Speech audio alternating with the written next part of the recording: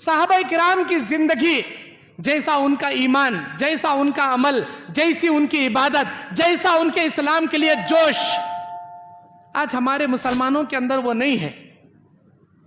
عبادت کا معاملہ لے لو، ریاضت کا معاملہ لے لو، زندگی کے معاشی معاملہ لے لو، کسی بھی معاملے میں لے لو، صحابہ کرام کے جیسی جماعت قیامت کی صبح تک اسوہ اور نمونہ ہے تمام انسانوں کے لیے، تمام جناتوں کے لیے۔ میرے دین اور اسلامی بھائیوں، حضرت ابو عبیدہ بن جراح رضی اللہ تعالیٰ عنہ صلح حدیبیہ کے موقع پر کہتے ہیں، میں ملک شام گیا، ملک روم گیا، ساری دنیا میں کئی بڑے بڑے سلطنتوں کو میں نے دیکھا، لیکن صحابہ کرام کی جماعت جیسی جماعت ساری دنیا میں نے کہیں نہیں دیکھا۔ صحابہ کرام جو جذبہ نبی کے لیے رکھتے ہیں، اسلام کے لیے رکھتے ہیں، جو جذبہ قربانی اسلام کے لیے پیش کرتے ہیں، ایسی جماعت ملک شام کے بادشاہوں کے خادموں میں بھی میں نے نہیں دیکھا، ملک روم کے بادشاہوں کے خادموں اور ان کے سپاہیوں میں بھی میں نے نہیں دیکھا۔ وہ جماعت جو مثالی جماعت تھی، آدم علیہ السلام سے لے کر عیسیٰ علیہ السلام تک پوری دنیا کے انبیاء علیہ السلام میں کسی نبی کو وہ جماعت اللہ نے نہیں دیا جو جماعت ہمارے نبی علیہ السلام کو صحابہ اور صحابیات کی شکل میں دیا۔ زندگی کے ہر موڑ پر، ہر معاملات پر ان کی زندگی کی سیرت ہمارے ایمان کو تازہ کرنے کے لیے کافی ہے۔ میرے دین اور اسلامی بھائیوں، اسی لیے اللہ تعالیٰ نے سورہ بقرہ کی 137ویں آیت میں کہا فَإِنْ آمَنُوا بِمِثْلِ مَا آمَنْتُمْ بِهِ، اگر تم ایسے ایمان لاؤ جیسے وہ صحابہ ایمان لائے، ویسے عمل کرو جیسے ان صحابہ نے عمل کیا، تو تمہاری زندگی راہ راست پر ہے، صراط مستقیم پر ہے، کامیابی کے راستے پر ہے، اللہ کے پاس فلاح و بہبودی پانے والی جماعت میں تم شامل رہو گے۔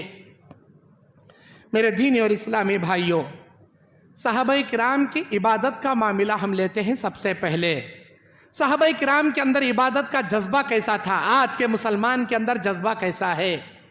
میرے بھائیوں، صحابہ کرام کی عبادت کا معاملہ جیسے جمعہ میں ہماری مسجدیں بھرتی ہیں، صحابہ کے دور میں فجر کی نماز میں ایسی مسجدیں بھرتی تھیں۔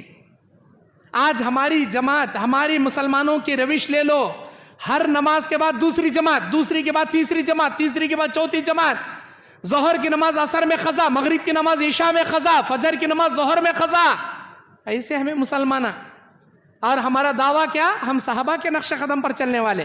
کیا صحابہ ایسی جماعتیں کر کے نماز پڑھتے تھے؟ کیا صحابہ ہماری جیسے قضا نمازیں پڑھتے تھے؟ کیا صحابہ ہماری طرح دن میں ایک نماز، دو نماز، تین نماز پڑھ کر دو تین نمازیں چھوڑتے تھے؟ کہاں ہے جی ہمارے اندر وہ عبادت؟ کہاں ہے جی ہمارے اندر وہ عبادت؟ نمازوں کے اندر پیچھے، نمازوں کے اندر سستی، جان بوجھ کر نمازوں کا ترک کرنا ہمارے اندر، جانتے ہو اسے کیا کہتے ہیں؟ نفاق کی علامت کہتے ہیں، نفاق منافقوں کی نشانی کہتے ہیں۔ ہم اپنے اندر نمازوں کو ترک کر کے بھی اپنے آپ کو مسلمان کہتے ہیں، مومن کہتے ہیں۔ کیسے جب تم مومن ہو سکتے ہو؟ میرا اللہ قرآن میں کہتا ہے اقیموا الصلاۃ ولا تکونوا من المشرکین، نمازوں کو قائم کرو، مشرکین میں سے مت ہو جاؤ۔ نماز قائم کرنے والے مومن ہیں، صحابہ کی جماعت ہیں، نبی کے نقش قدم پر چلنے والے ہیں۔ ارے جان جاتے وقت بھی نبی نے نماز کو نہیں چھوڑا۔ تمہاری جان سلامت، صحت سلامت، جوانی سلامت، گھروں میں گاڑیاں سلامت، تب بھی تم نمازیں چھوڑتے ہو اور اپنے آپ کو مومنوں کے صفوں میں شامل کرنا چاہتے ہو۔ کیسے جی تم مومن بن سکتے ہو؟ معاف کرنا، میری ہر بات کڑوی لگے گی آپ کو، کیونکہ آپ کے اندر جو کمیاں ہوں گی اسی کے اوپر میں بیان کر رہا ہوں۔ آج جو کمیاں ہمارے اندر ہے، نبی علیہ السلام کے جسم میں جان ہے لیکن طاقت نہیں نماز ادا کرنے کی۔ نبی کہتے ہیں مرو ابو بکر کو آگے بڑھاؤ نماز کے لیے۔ اللہ کے نبی کہتے ہیں الصلاۃ الصلاۃ الصلاۃ قرۃ عینی، میری آنکھوں کی ٹھنڈک ہے نماز۔ یا بلال ارحنا بالصلاۃ، اے بلال نماز کے ذریعے ہمارے سینے میں ٹھنڈک پہنچاؤ، ہمارے دل کو سکون پہنچاؤ۔ کیا نماز کا وقت آ گیا؟ کیا نماز کا وقت آ گیا؟ بار بار بے چین نبی، نماز کا وقت آ گیا۔ ابو بکر آگے بڑھے، نبی جانا چاہتے ہیں، دو کندھوں پہ علی اور انس کے کندھوں پر ہاتھ ڈال کر نبی جا رہے ہیں، لیکن پیروں میں چلنے کی طاقت نہیں، زمین پہ گھسیٹتے ہوئے نبی جا رہے ہیں۔ نبی صلی اللہ علیہ وسلم کی اقتداء ابو بکر کر رہے ہیں، ابو بکر کی اقتداء پورے صحابہ کر رہے ہیں. اتنی شوق میرے بھائیوں نبی کا، صحابہ کا. دیکھو دارالارقم، اس مسجد کا نام مسجد الارقم ہے نا، جانتے ہو یہ مسجد ارقم کس نام سے موسوم ہے؟ نبی علیہ السلام کے سامنے ایک چبوترا تھا جسے صفا کہتے تھے. وہاں پر چند غریب صحابہ، قریوں سے آنے والے، دیہات سے آنے والے دین حاصل کرتے تھے. اپنے گاؤں کو چھوڑ کر مدینے میں آ کر رہ کر اسلام سیکھتے تھے.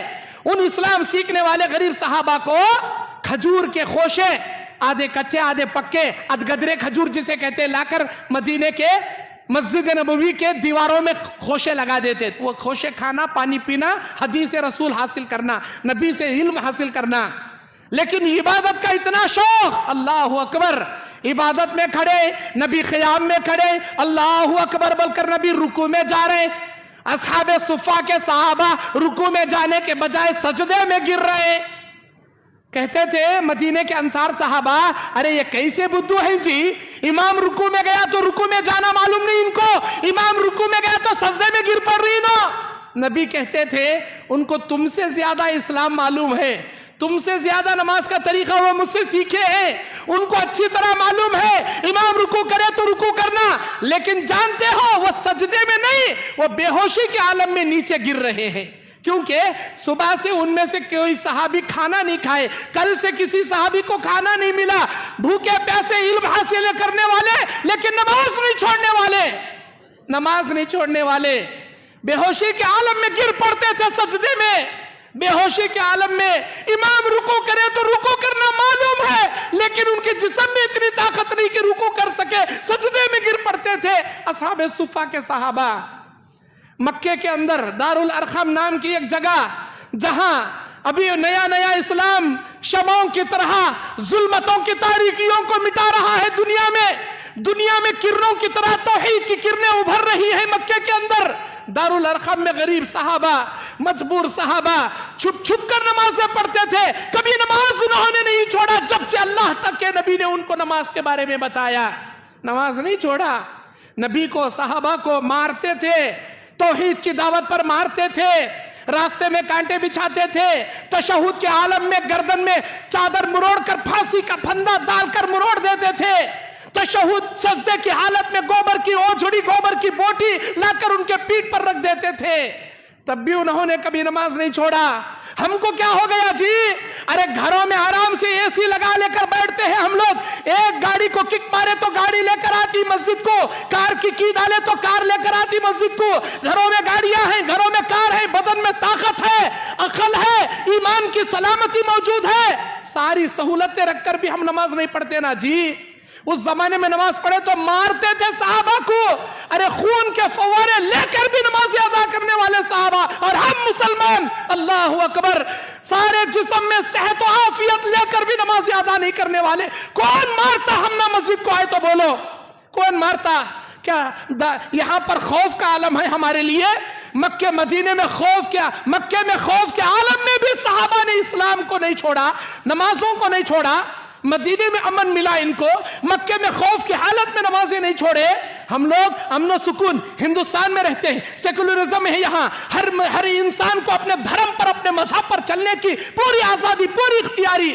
اذان کی آواز سن کر مسجد کو آؤ، کون روکنے والا تم کو؟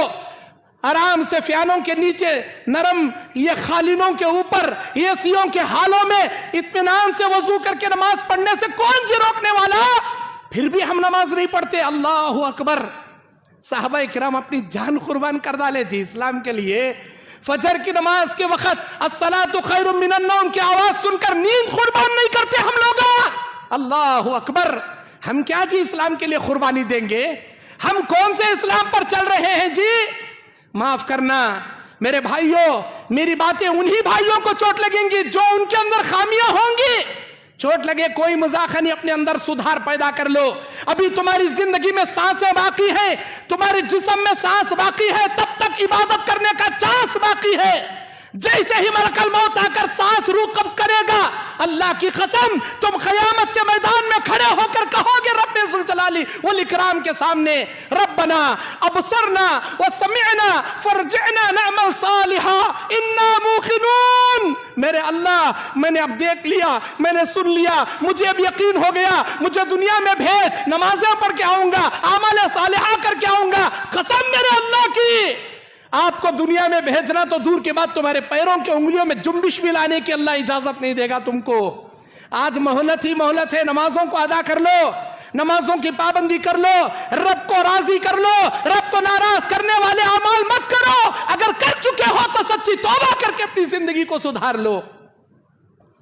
आज का हमारा नौजवान अल्लाह अकबर, यहूदियों की रविश पर चलने वाला, नसरानियों की रविश पर चलने वाला, उनके कपड़े देखो यहूदियों के, उनके आमाल देखो यहूदियों के। अल्लाह अकबर, पहले इबादत तो बराबर कर लो, अपने अंदर इबादत तो सुधार लो।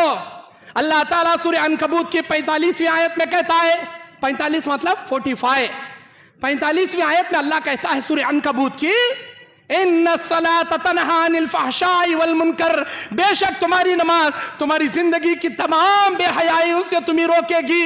हमारा नौजवान एक नंबर का बेहया बन गया, टिकटॉक पर फिल्मों के गानों पर मुजरे बना बना कर डालता, डायलॉग बना कर डालता, लड़कियों को मायल करने वाले इश्क आशिकी के गाने अशार बोलकर डालता, टिकटॉक का मुजरा बना पड़ा है आज का नौजवान। अल्लाह का खौफ पैदा करो मेरे भाइयों, अल्लाह का खौफ पैदा करो। क्या करना मौल साहब, बीमारी लग गई वैसी, छोड़ना चाहता हूं, छोड़ने नहीं हो रहा, कहीं को नहीं छोड़ने हो रहा। बुरों की सोहबत इख्तियार किया, इसीलिए बुरी आदत आ गए। नेक लोगों की सोहबत इख्तियार करता, नेक बनता। हाँ, तुम्हारे अंदर जितनी खराबियां हैं, जितनी बुराइयां हैं, जितनी बेहयाइयां हैं, मेरे अल्लाह का वादा है जी, मेरे अल्लाह का वादा है जी, नमाजों की पाबंदी करो, बेशक अल्लाह की यह इबादत तुम्हारी जिंदगी के बेहयाई कामों से तुम्हें रोक लेगी, तुम्हारी बदकारियों से तुम्हें बचा लेगी। नमाज ढंग से नहीं पढ़ते, अल्लाह की इबादत ढंग से नहीं करते, अरे अल्लाह कहाँ खुश होगा? जब बेनमाजियों से क्या अल्लाह राजी होगा? बेनमाजियों से क्या अल्लाह खुश होगा? पहले नमाज ढंग से पढ़ो, नमाज की पाबंदी करो, वक्त वक्त पर नमाज अदा करो, अल्लाह को राजी कर लो। अल्लाह का वादा कभी गलत नहीं हो सकता। ये नमाज तुम्हारे मुजरे से, तुम्हारे टिकटॉक से, तुम्हारे पबजी गेमों से, तुम्हारे इश्क आशिकी के लफड़ों से, तुम्हारे इंटरनेट के फेसबुक और ये व्हाट्सएप के लड़कियों से चैटिंग और दोस्ती के बेहयाइयों से बेशक ये नमाज रोकेगी, बेशक रोकेगी।